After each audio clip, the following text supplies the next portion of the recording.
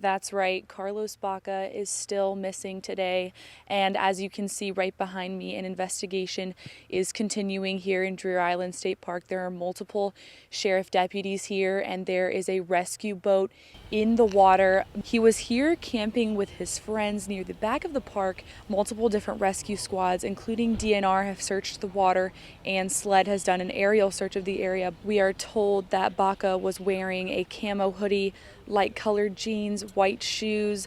Baca is 22 years old and is described as a curly-haired Hispanic male, 5'10" and 170 pounds. We spoke to one of Mr. Baca's friends who says she's particularly worried because Mr. Baca did not know how to swim.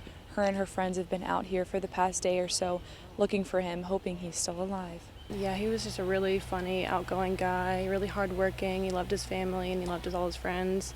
And it just doesn't make any sense that he would just disappear like that. Newberry County Sheriff's Office says that Mr. Baca did not have his cell phone on him at the time of his disappearance.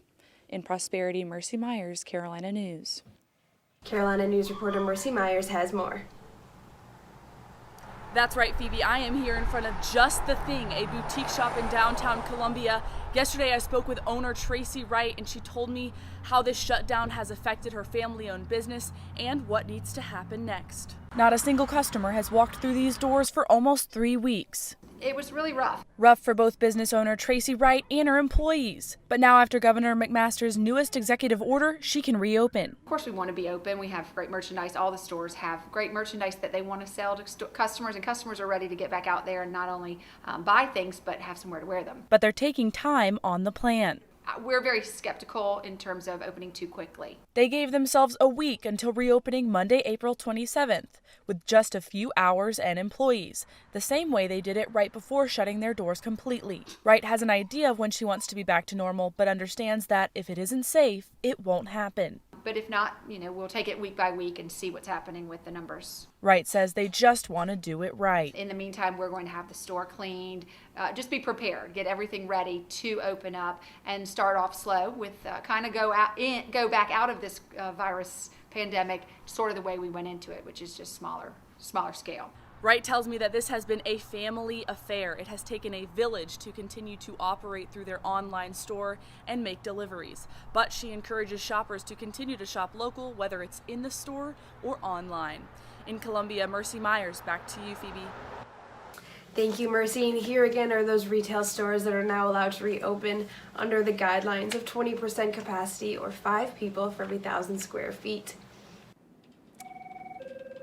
The state newspaper is one of South Carolina's premier news publications.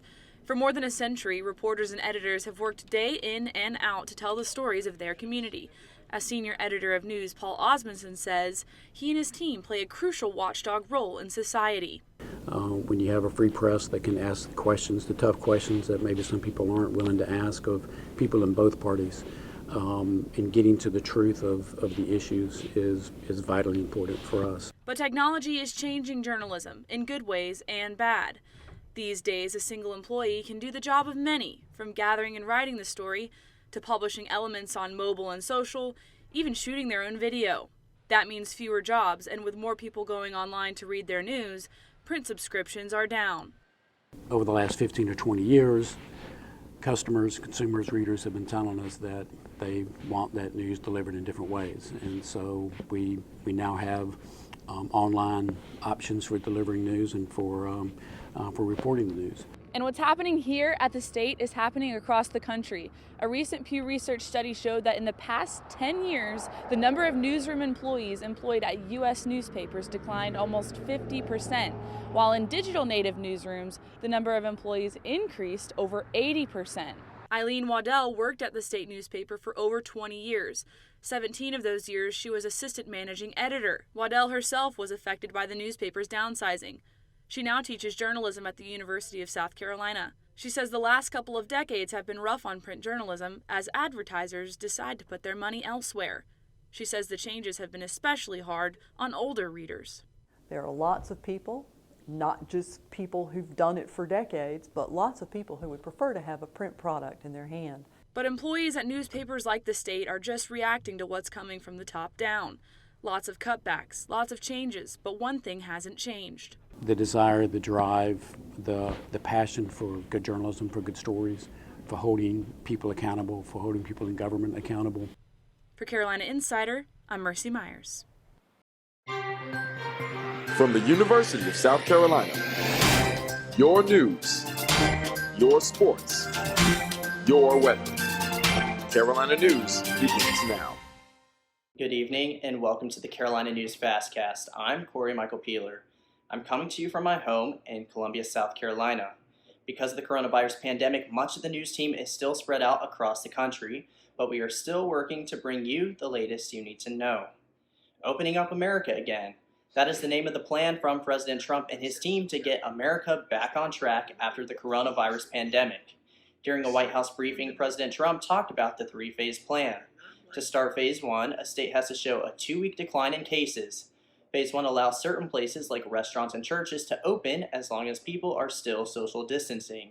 If the state continues a downward trend in cases after 2 weeks, then they can move on to Phase 2. Phase 2 would open schools and bars, still following some occupancy rules. If after 2 weeks there is no spike or upward trend of COVID-19 cases, then the state can move on to Phase 3. Phase 3 would get rid of most of the physical restrictions on distancing. For some states, it'll take longer to get through the plan depending on population and the number of positive cases.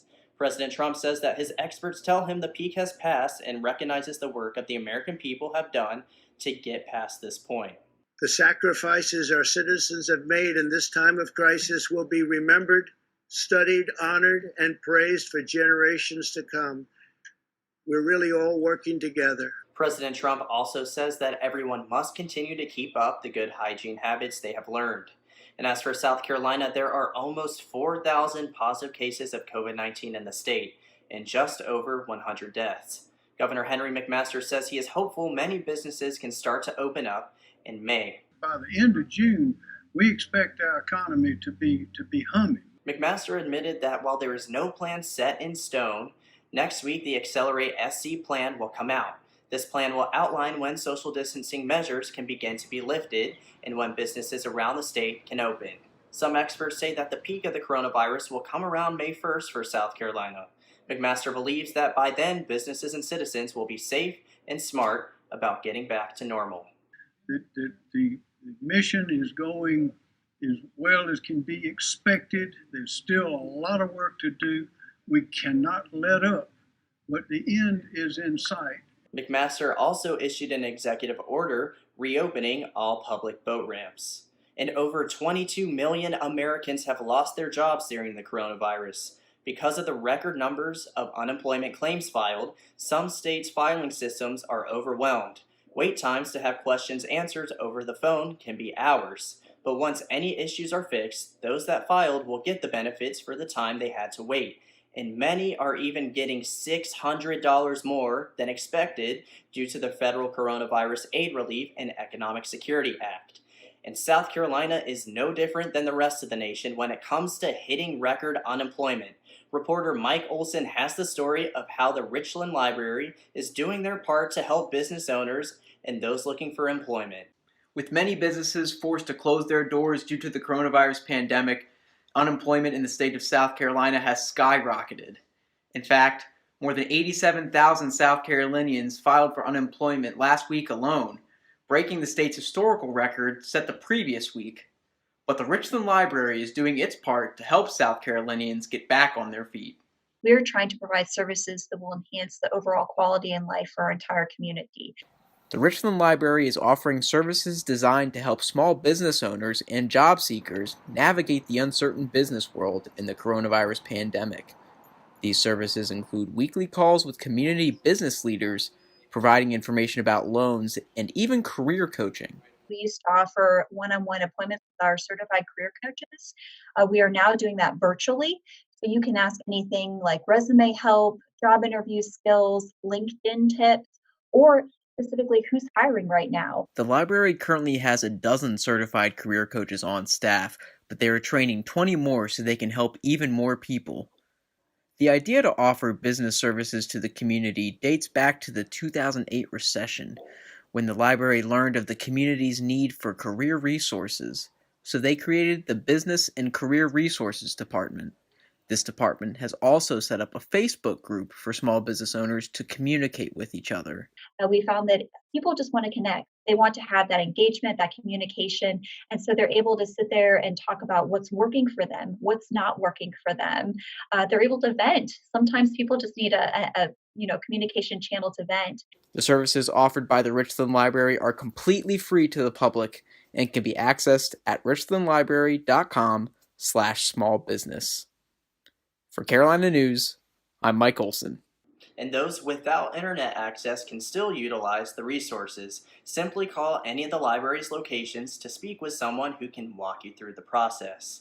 Many college students are not using their usual resources right now that classes are virtual, and some of them are suing for the difference in price between online and in-person classes, adding that in-person learning is a more valuable experience. Many universities, including the University of South Carolina, have started refunding money for services but not tuition.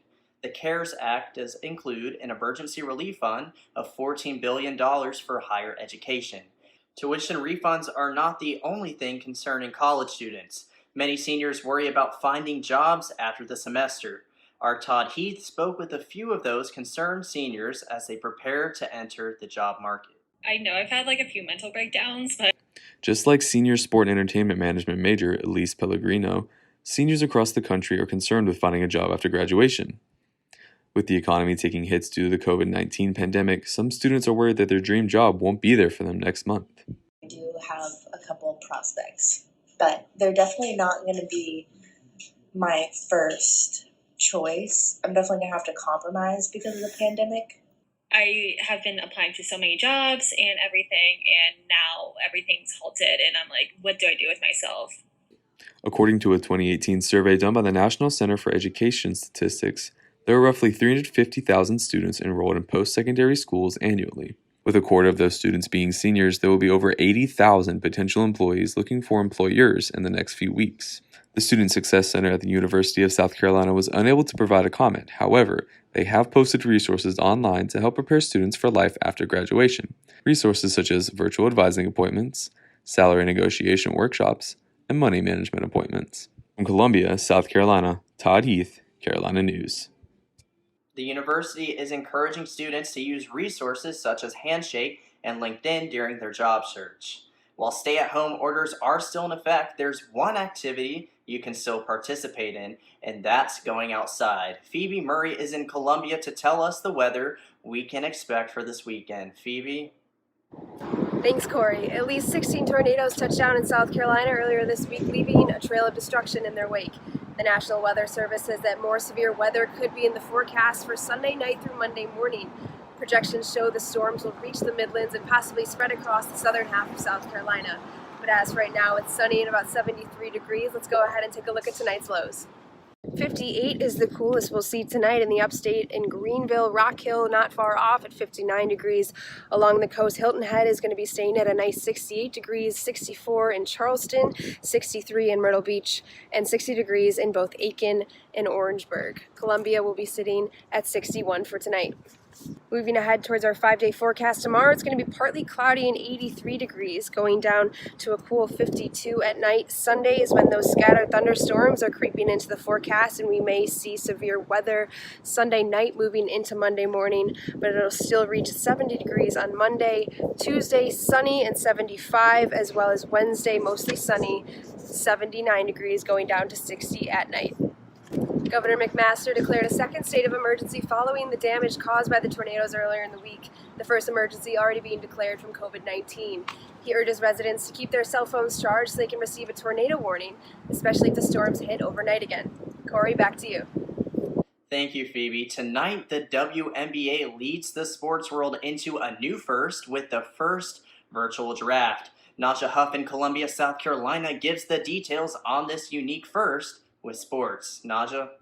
That's right. Tonight, beginning at 7 p.m., the WNBA will hold the first virtual draft due to the coronavirus. League Commissioner Kathy Engelbert will be reading selections live on ESPN and the ESPN app. Players selected in the first round will be available for media conference calls, and highlights from the interviews will be available. Players to watch include Gamecocks Tyasha Harris and Makia Herbert Harrigan. And for the men's draft, Jalen Green, ESPN's top-ranked high schooler, has announced his plans to enter the NBA G League Professional Pathway program.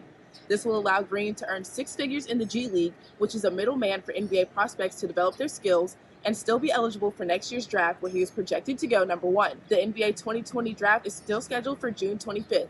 That's all I have for sports today. Back to you, Corey. Thank you, Naja. And finally today, with all this time on our hands, it's a great time to exercise. But one man in England proved that your age shouldn't be stopping you from doing so. 99-year-old war veteran Tom Moore walked laps, 100 lengths of his garden, and raised, get this, $15 million for UK's National Health Service. He was only trying to raise $1,200. The money will fund staff, volunteers, and patients affected by coronavirus. Thank you to everyone who is being generous during this time, whether it's giving money, time, or energy. That's all the time we have for this Carolina News Fastcast. Have a wonderful and safe weekend.